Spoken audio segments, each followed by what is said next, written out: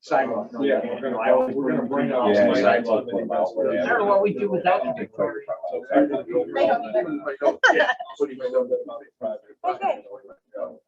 then we'll do the resolution. Financing. Correct. When I was trustee the first. Yeah. You called me at the time. Throw in the alley there behind the. Short meeting this morning. At a certain time. Yeah. Well, it's 30 days before the election. Hi. If they're worried about How are elections, you? what about the houses that are falling down? The one that's been burned up for 7 years is still sitting on State Street. Exactly. And most of the time, most of it's really good the day after election. I want to do that night. I go right out that night and hang out. Yeah, I got them all down there. Minutes card. Okay, folks, let's get, I'll go, let's start off the pledge. Pledge allegiance To the flag of the United States of America, and to the republic for which it stands, one nation, under God, indivisible, with liberty and justice for all. For the record, this is the call order for the finance meeting. We'll be going in the special meeting in 2 minutes here. So we call the roll, please. Bono. Here. Albrecht. Here. Clues. Scarano. Here. Ricky. Here. Warnzak. Here. Zarecki. We have a quorum. Present. Let's, yeah. Our next item, our first item, under finance is the personal preservation project. Joe Scott is here from National Runnels for the start out. You want to- So the project that we're discussing today, that's fine. We already have the point. Nathan Galinsky Apartments, which are on Protection Ave in Herkimer, is being sold to another company to do some renovations, upgrades to the facility, and they have come into the IDA and asked for a pilot. This won't be our conventional pilot, and we'll talk about that a little bit more later. They are also looking to do bonding, which the county supported that resolution, I think about a month ago. And we also conducted a public hearing. Geez, it's been about 2 months now since that offer the taxing jurisdictions comments and questions and anything they saw. It is a unique pilot. What we're doing with this different than our norm, and that is outlined as well.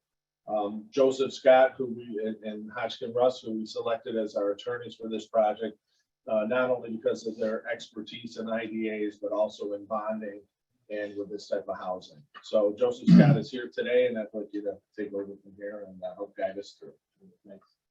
Thanks, Chair. And so your first question is probably, why are we having a finance committee meeting in advance of the special meeting of the IDA? Well, the reason we're having the finance committee meeting is that I want to say 5 years ago, 7 years ago, the New York State Legislature adopted an act called the Public Authorities Accountability Act, which created all sorts of procedures for governmental bodies. And unfortunately, it's one size fits all. So if you're the MTA in New York City and you've got $1 billion budget, and you've got capital expenditures each year of $300 billion, you're treated similarly as the Herkimer County budget. You have to have a finance committee meeting, you have to have a project committee, audit committee, etc. These procedures you need to follow. And one of the procedures that we need to follow is actually the issuance of bonds. And John had talked about this project is a little unusual from what we've seen in the past, and that you're actually issuing bonds in addition to doing a bond agreement, is that your finance committee needs to consider the bond issue. And the reason why the Public Authorities Accountability Act requires that is that in the case of a large governmental body that does a lot of debt, they should have a finance committee. And they should be thinking about the debt that they're issuing. Are they doing long-term debt? Are they doing short-term debt? Are they doing fixed rate debt? Are they doing variable rate debt? Well, the debt that you're looking at for this project is what is called special obligation debt. Even though the IDA is issuing the bonds, the project applicant is the one who is obligated to repay. So this really isn't debt for purposes of your obligation. But what we want to do is make sure that we comply with the law and check the box I've been able to say that we held a finance committee meeting, you looked at the bond issue, and you made a recommendation to the full board to consider the bond issue. So if you go to the materials that John and Victoria passed out, you look at the resolution, it says at the top, resolution to recommend bond resolution to the full board. So that's the resolution that we're looking at. And really, the key provision here that I want to direct your attention to, go to section 1, which is page 2 of the resolution, or page 4 of your materials. And here, you say the committee hereby finds and determines that neither the members, directors, or officers of the agency, or any person executing the bonds, or the chair, vice chair, and secretary, shall be liable thereon. So there you go, Sherry, you're off the hook for this one. 16 million. And then the next sentence, the bonds will not be and never be a debt of the issuer. And that's you. The state of New York or Herkimer County or any political subdivision thereof. Neither the state of New York or Herkimer County or any political subdivision thereof shall be liable thereof. So then we go on to say in section 2, based on the foregoing, we'd like to recommend to the full board move on and consider adopting a bond resolution with respect to the project. So your last question probably is, well, what happens if NG development doesn't pay the bond issue? Well, what happens then is that the bank comes in, covers under a mortgage, and because the bond technically says Herkimer County IDA promises to pay, will be named in any kind of action. But the bond goes on to say our obligation to repay is based solely on the ability of NG development and the project to make the payments with respect to the project. We have to be the first nominal, try not to get too technical. We have to be the name obligor to the bond for the bonds to be federally taxable. The interest on the bond to be federally taxable. But the obligation, none of your assets, none of your buildings, none of your funds, none of your bank accounts are encumbered by this transaction. Do that. Open up the comments. And this isn't the first time this has been done around the state. This Oh, is no, a no, normal no. process. So we're not breaking any ground here. We're not Pretty getting big. This is standard. This is standard. Oh, I wish we were. Standard. So this is the same reason why the county passed it too, because they had their attorneys look into it too and say, yeah, we know we're not obligated. This is strictly needed for the tax exempt purposes. Exactly, that's a very good point. When we held a public hearing, the public hearing was held to satisfy 2 requirements. One, a state law requirement, and another, a federal law requirement. And then the county adopted a resolution approving the bond issue, again, to check the box under the federal rules so that the interest on the bonds could be taxed. But again, that resolution, if you look at the resolution carefully, one of the provisions that we put in there is that the county is not obligated with respect to this. So we're gonna do a resolution now in the finance committee, or just say, or make a resolution, pass this resolution forward and then be voted on by the full committee. So what you should do is you have a motion in the second of the member of the finance committee. Yep. And then you'll do a roll call vote of this resolution. Okay. And then you can close the finance committee. You need a full resolution. You need adoption of this resolution by the finance committee. So the motion is second. You have a question? Yeah, does Tony Halleck have to look at this, or has he looked at this? Does he have to say yes? Well, there's a couple things, John. We hired Hodgkin Ross to represent us for this. Okay, remember, I don't know if you do, but we picked 3 projects that we have bonding issues with that Tony was not going to be part of. It was going to be this attorney. So in all honesty, I have sent him, he's requested from the beginning, he likes to just, but I have not requested his opinion on it because he's not a bonding attorney. So you guys are our attorney on this. Exactly. I'm your lawyer. I got you. Yeah, he's representing us. My function is representing you.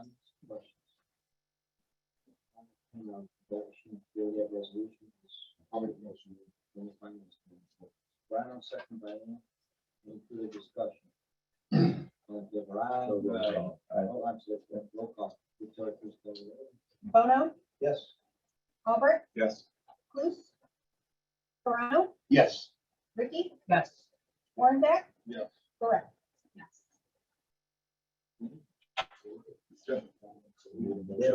It'll cook. Roll call. Need a motion to adjourn. Finance. And second by Corey. All in favor, aye? Aye.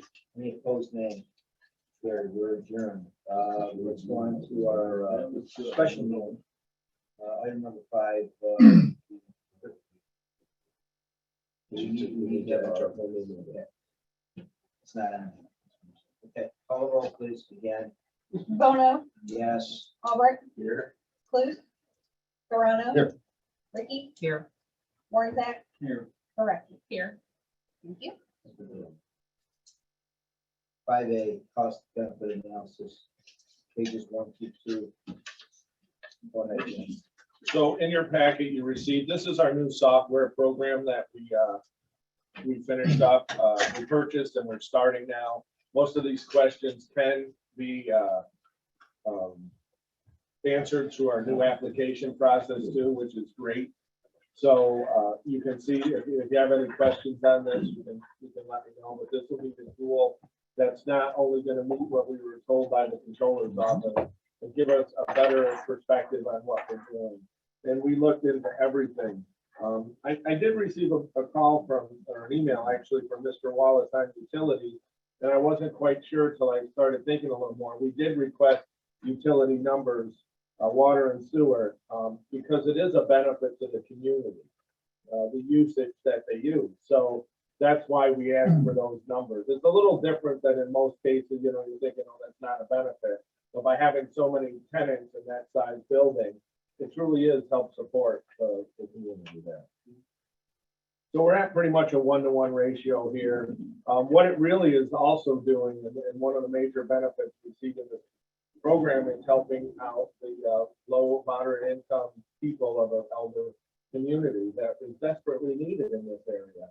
And there's elevators that are up to date, and there's parking, and there are many apartments. They're not just one room, like studio apartments. They actually have bedrooms and kitchens, you know, so it's individual bathrooms. So we're excited to support the project. And the new pilot that we're working on, that would be 17. The previous pilot was 40 years with two different times to expand it 15 years. And there was zero incentive with that. The pilot was for zero taxes. How many units are in the building? 112. And they're not gonna move people out. They're gonna keep shifting people around and updating it. And they're gonna make it so transparent to the homeowner. The Probably haven't been homeowner. updated in 40 years, 30, 40 years. Right? Well, not like this, but it has been freshly painted and different things over time when somebody would move out. Yeah. But there's such a waiting list that, you know, you didn't have a lot of time to do a lot of that. We know that in the senior housing. So, yeah, it'll look really nice. It'll be more energy efficient too, which is important. Further discussion on that or questions? All right, let's go on to the resolution we just passed the finance committee.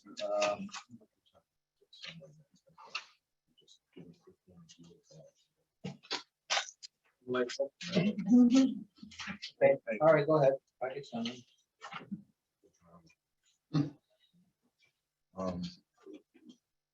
So just another little brief outline on the project, which you all have on pages 35 through 37. So this will give you an outline, which you all received this earlier, and I'm sure you reviewed it. But I wanted to make sure if anyone had any questions on the timelines, on the approvals, who, you know, how we let everybody know what was going on, the issues with the bonding. Joe is excellent in the bonding issues. That's why, of course, we brought him on as our attorney. So it was important that everyone had an opportunity to review at least what the project was all about and where we did see, where the timeline was and what is going on. So I wanted to make everyone aware of that too. But this is the first time in, I don't know, 45 years that we're gonna benefit the communities by some type of pilot tax payment. Maybe I missed it. I'm sorry. Question. What was the timeline of the project in here? Did you mention it was in I here? don't know if the timeline of our process is Of in our here. process. Yeah. Okay, I apologize. I thought you No. meant the timeline of project. No, that's was in here, fine. and I didn't see that. I don't know how long he was saying. Was he saying a year and a half? To complete construction. Yeah. Yeah, it wasn't long. They're gonna go quick. Yeah, a year and a half with that type of project is very quick because you're shifting everyone. Yeah. They are reaching out to local for some subs, but they bring a crew that goes with them to all of these. when they do them. So, but they have even expressed that they're having difficulty getting calls back from subs and even the union hall, so. Thanks. Finance committee resolution just passed. We need a motion to accept that. Kate, second by Ann. Any discussion? All in favor, aye? Aye. Roll call again. Roll call. Oh, Bono. Yep. Albrecht, Yes. Luce, Scarano, yes. Ricky, Yes. Warnzak, Yes. Gorecki. Yes. Motion passed. Item C, secret resolutions on page 7 through 11. Any question there, John, or just standard? Joe, is there any comments that you have on this? So what I'd like to comment on this is that the building's not being expanded. There's no interest in changing the tenant mix. There's going to be low income, affordable housing. So from a seeker standpoint, as a governmental body, we need to do a seeker resolution before we take any of the additional actions. But because it's the same building, the work is all being done interior. This is called a type 2 action, which by definition doesn't create an environmental. So very simple analysis and something that I'm sure you've done in the past, but it's legally required for us to do.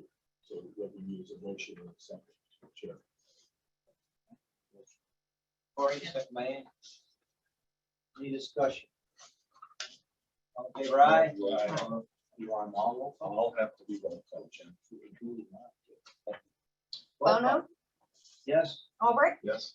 Luce, Scarano, Yes. Ricky, Yes. Warnzak, Gorecki. Yes. Passed. Item D, the pilot deviation resolution 12 to 21 pages. Sure, I'll start. So our normal pilot is a 10-year pilot, 50% increase, 5% each year for the course of the length of the pilot.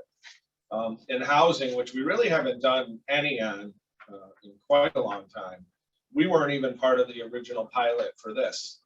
So it's interesting, but what we're able to do, I think it's per HUD some number I can't think of, that allows us to base this on rents. And we're anticipating a 2% increase in rents over that time frame as well.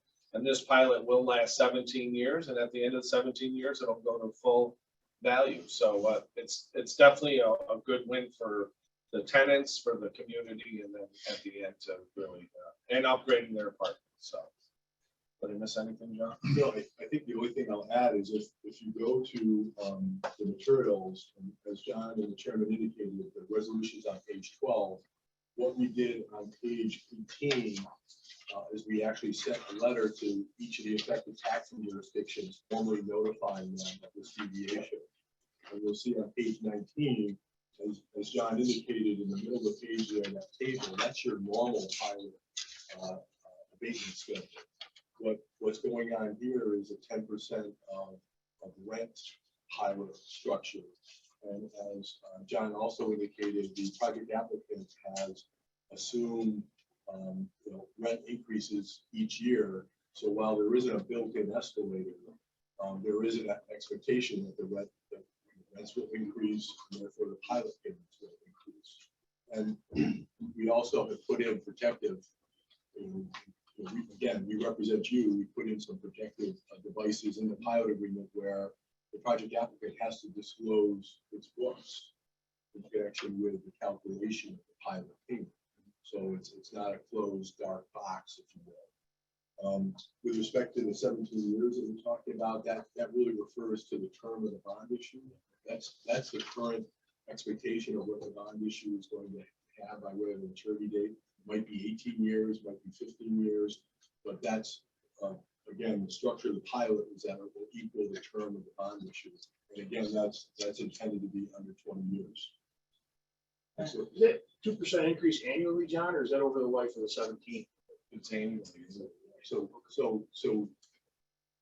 they would, and again, this is a low income housing project, so there's limits as to how much they can increase the rents, but they assume that they'd be able to get 2% a year. So it wouldn't be 2% over 17 years, it'd be 2% a year for each of the 17 years. Thank you. Traditionally, have they gone up the amount every year? Or And that's why they use that. So the short answer is yes, but again, it's hard to predict what's going to happen in the future. they have a cap?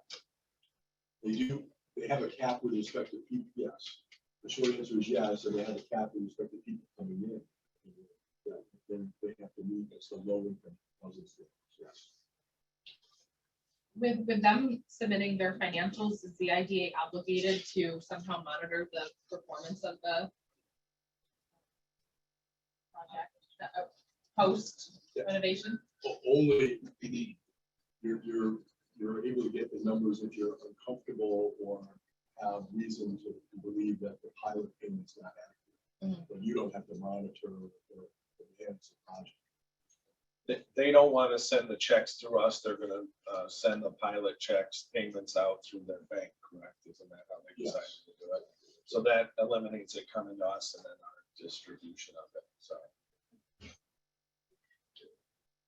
Questions? Need a motion? And second?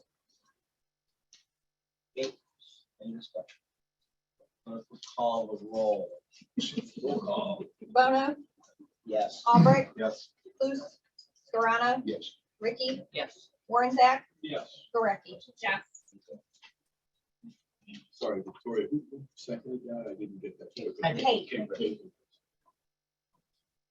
Item E, bond resolution, pages 22, 34.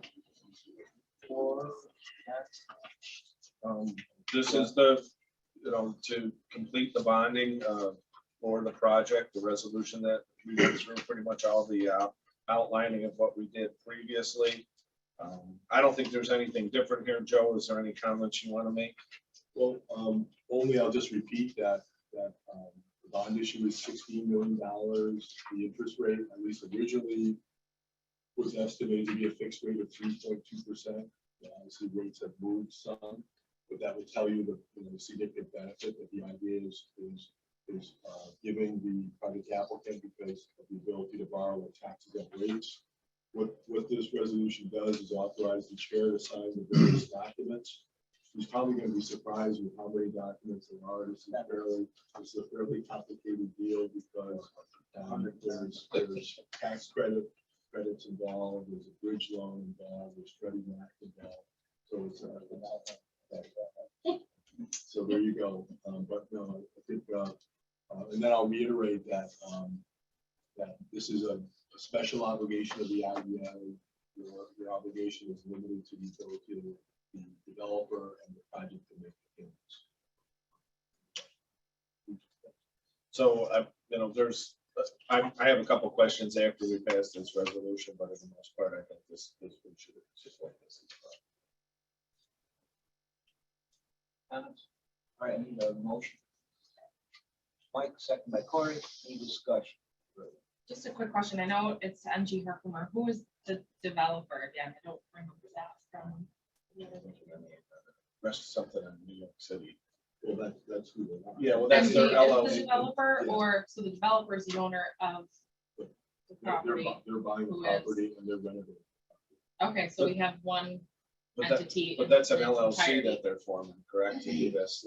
But the main company is, I what is it, NG2, I can't remember, something preservation. I'll get that for you. No, that's Yeah. okay. I They just. they have, I they're, wasn't sure. she's out of Albany, he's out of New York City, but they have several projects, actually a nice website too, I'll forward that over. to So you. if someone would.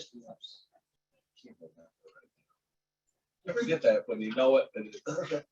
Sorry. I'm sorry, no, I I'll just send it didn't over to remember you. it from people. Yeah, no, that's fine. All right, motion was made, seconded, discussion had.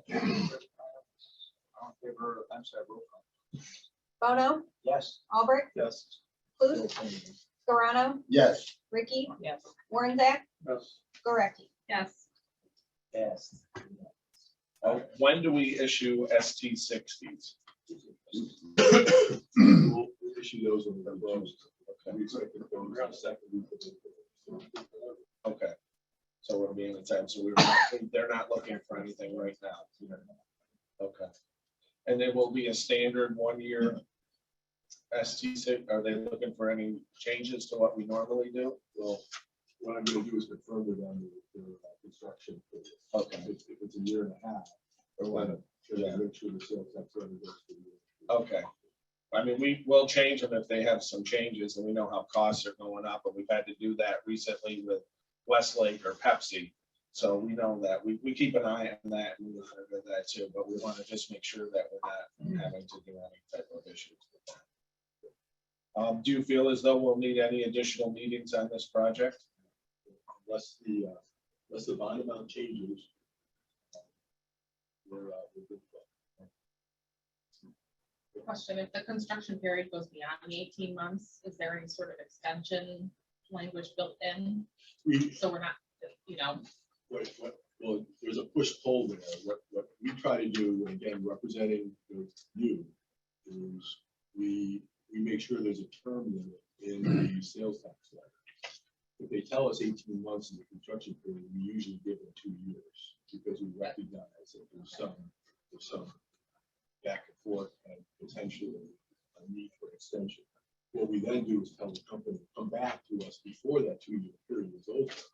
Don't blow through it and then come to us in year, 6 months afterwards and say, by the way, we need another SB60, we need an extension of the sales tax letter. Because that creates a certain number of legal issues. right? So we try to build in some cushion there, but at the same time, we don't want it to be an open.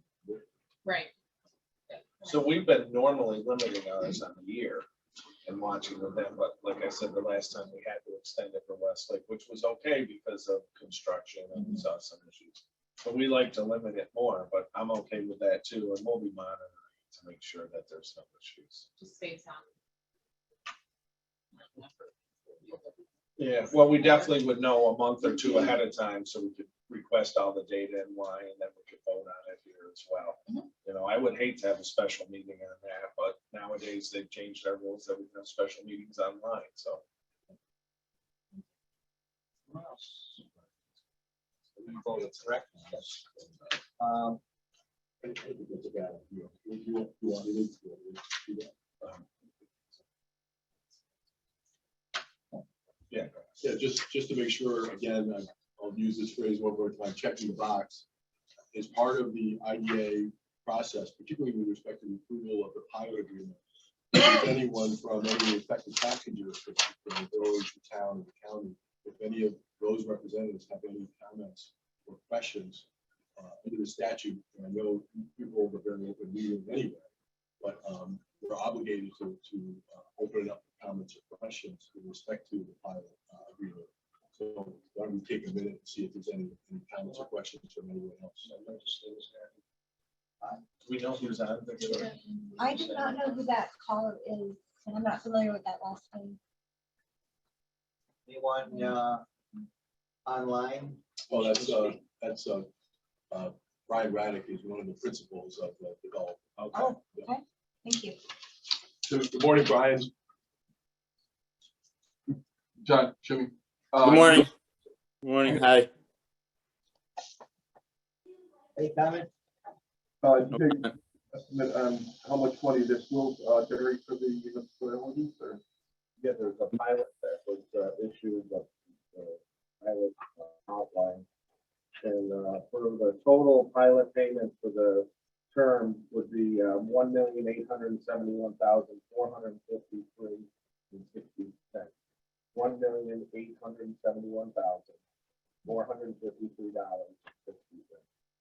Compared to the pilot that's been in place for 40 years, that's been zero. Appreciate it. Thank Yeah, you. all the way. Good deal. Just one last thing, you don't have to do a roll call for the closing. Just a roll call. Item F, is the project summary, that pretty much summarizes the project, so that the details. Just when you crinkled up your paper, you vote on it. Yeah. They don't need to vote on it. Take one up again. Anyway, we'll talk later. I need a motion to adjourn. Yeah, second by Cory. Clerk will call the roll. Recommend roll call vote. All in favor, aye. Any You put her in a opposed, bad spot. Jim. Thank you, Joe. Thank you. Thanks for the opportunity to do it.